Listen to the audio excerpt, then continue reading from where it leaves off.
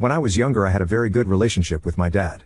My parents divorced when I was an infant, but I spent weekdays with my mom and weekends with my dad. My dad and I were like best friends, and we had a simple routine every weekend where we'd get 5 Redbox movies to finish during the weekend, we'd go fishing, we'd play soccer, and we'd bike to this little secret playground near the zoo. Something else I was used to was my dad always having new girlfriends that never lasted more than 2 weeks. The only one who lasted longer, a woman I really liked who lasted 2 years, left my dad when I was 10.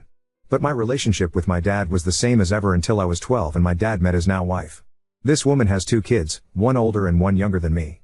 They moved into my dad's apartment after only 2 weeks. My room was already small, but my tiny mattress and 3 small plastic drawers were shoved into the corner of the room to make space for the daughter's bunk bed and dresser. Before I knew it, they started putting my bed in a closet until I came to visit and often would forget to take it out at all. When my dad moved into a bigger house, the older sister got her own room while I had to share one with the younger sister every weekend. The 3 small drawers I had were soon just one drawer because the little sister wanted the other 2 for her toys. Slowly, I started visiting my dad less and less. Then everything went especially wrong when my dad got his girlfriend pregnant after 1 year. They got married and I didn't know that for a whole month because he didn't even tell me. I also didn't know my baby half-sister was born until weeks after she came home from the hospital. To make his new family happy, he started spoiling them and stopped paying child support for me and my mom. His wife is a jobless gold digger only cooks and cleans and shops, her older daughter is having her college paid for by my dad, and the younger daughter is the definition of a 10-year-old Sephora kid. As for my half-sister, she is still a toddler but is clearly spoiled and hates the word no. The routine I used to have with my dad is now dead. As for my stepdad, he's been with my mom since I was 5. Apparently, though I don't remember it, I once called him dad and because of that my dad told me I shouldn't love the man like a dad because he's not really my father. Apparently, that's why I started acting like I hated my stepdad. I never knew why I felt that way about him since he'd never been anything but good to me, and in the last few years I've felt much closer to him. He feels like the dad that my birth father should try to be. Over time, my dad has started to treat me differently. He rants to me about his political beliefs and conspiracy theories about aliens and stuff. He also brags about his new business and his new family, and if I ever try to share anything with him he gets annoyed and shuts me up before continuing with his stories. It's like now he sees me as a buddy rather than his freaking daughter. Also, it was during these last few years that I learned the reason he and my mom divorced was not because they weren't right for each other but rather because my father cheated on my mom while visiting his family in Canada. I am now 15, and I have become a completely different person than the one my birth dad remembers. I no longer love the beach or soccer and I now love music and reading and writing. I have written and published 2 books since 2022, and am writing the 3rd in my series. My stepdad supports my dreams and loves me so much that he brags about me to friends and family and calls me his daughter. My stepdad has an actual daughter who I love like a real sister, but she lives up north with her boyfriend and I don't see her often. Still, though, I love them more and I love my birth dad and half-sister who I'm actually related to. My dad blames me for never calling, though because of how he's treated me lately I don't feel like I owe it to him. I also go months at a time without visiting him now because I no longer feel comfortable at that house. Especially since the bed I sleep on over there is literally considered as their guest bed. In my birth dad's house, I am a guest. Because of all of this, I resent my dad. I haven't told anyone about this so no one is calling me a jerk, but I'm wondering if I am because my dad is in love with his new family and I'm wondering if it's a bad thing I'm not happy for him. Am I the jerk? Update 1. So, since I made the initial post, I've only visited my dad's house once and, safe to say, I truly am nothing more than an uncomfortable guest in that house. I should start off by saying that every time I spend a few months without going to his house, my dad tries to play all innocent and calls me on Fridays to ask when he should pick me up. I never answer because he always calls me when I'm in a class or busy with studying, so he'll call my mom. But because he never asks me in advance, I tend to have plans on weekends with my cousins, friends, or just to work on writing since I am still working on my 3rd book and it takes a lot of focus that I can't get in his house. Actually, I'm now just gonna call him Eric. He's honestly not been as much of a dad figure to me as my stepdad has. Anyway, it was my mom who had decided I would go over to his house. Despite the fact that Eric hasn't paid child support in over 2 years now and I hate going to his house, my mom says I should just visit from time to time to keep him from getting the court involved. She confuses me, sometimes saying that he's a deadbeat man, but also sometimes saying that he's my loving dad who deserves my respect.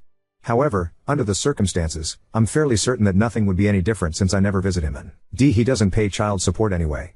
In fact, once on Christmas, he bought a bunch of new gifts for his family and wrapped them up and everything. But weeks before Christmas when I was visiting, he drove to Walmart so his wife could do groceries and he handed me $200 and said, "Merry Christmas. Buy yourself something and the rest can be child support or whatever."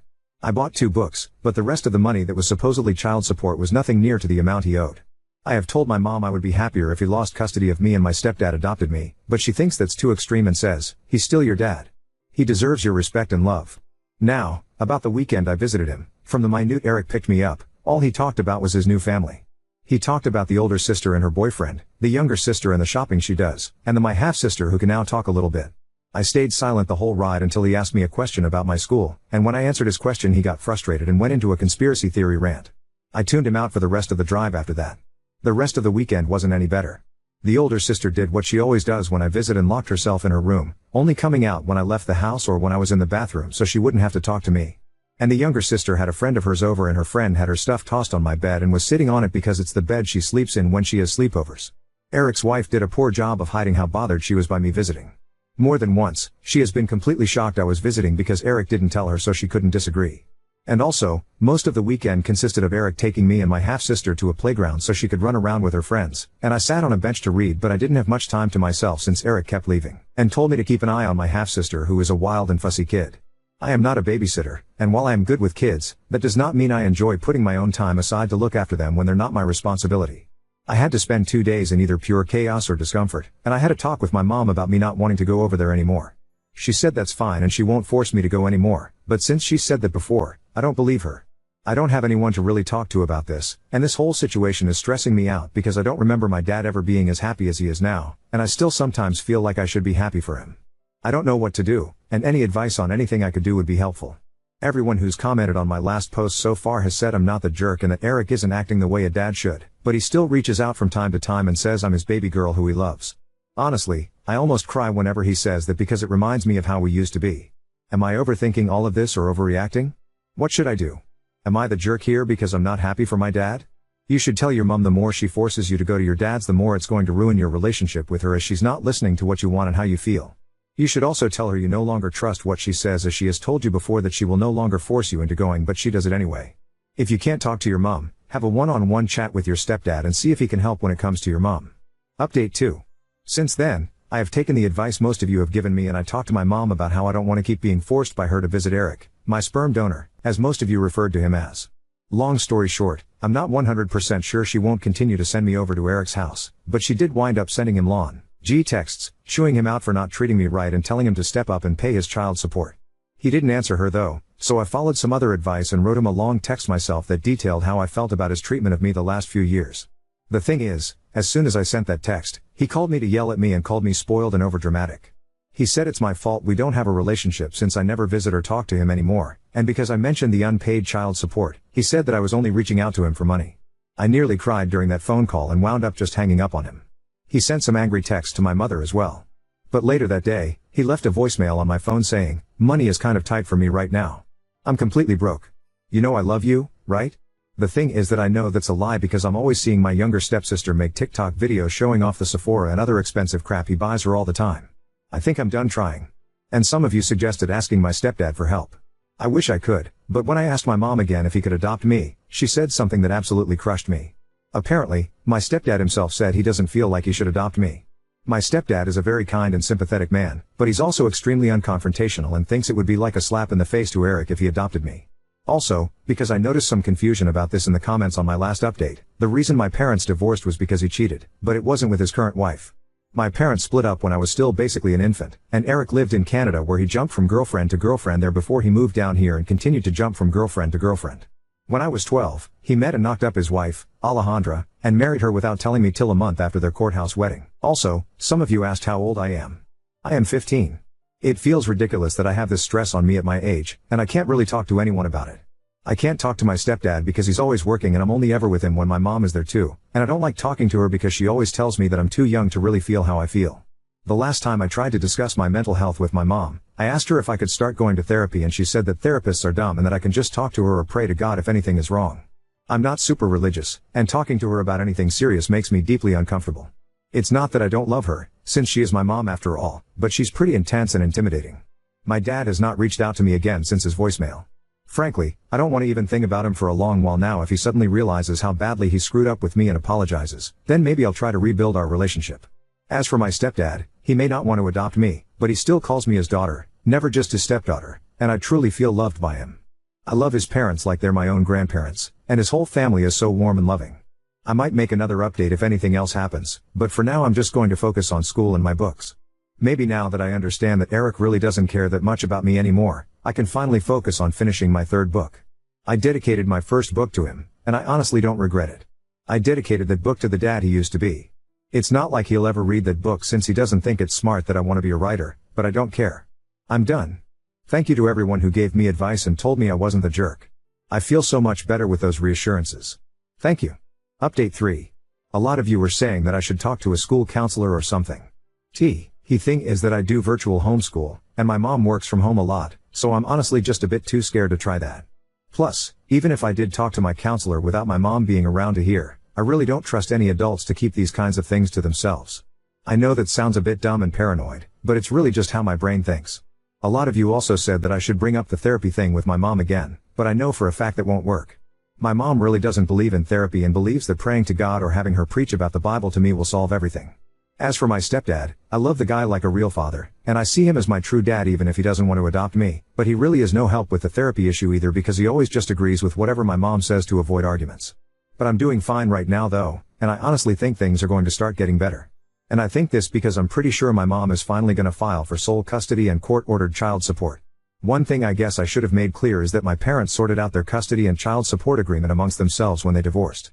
The agreement is that I spend weekends with my dad, and he pays my mom $100 per week. I'm pretty sure my dad only stuck to that agreement to keep himself looking good until he could finish his US legalization process, since he used to be an immigrant from Canada. Once he was legalized, he stopped paying child support and began spoiling his new fam. Anyway, I went to my dad's house last weekend. This time, my mom didn't force me, and I actually decided I wanted to go because I wanted to give my dad one last chance.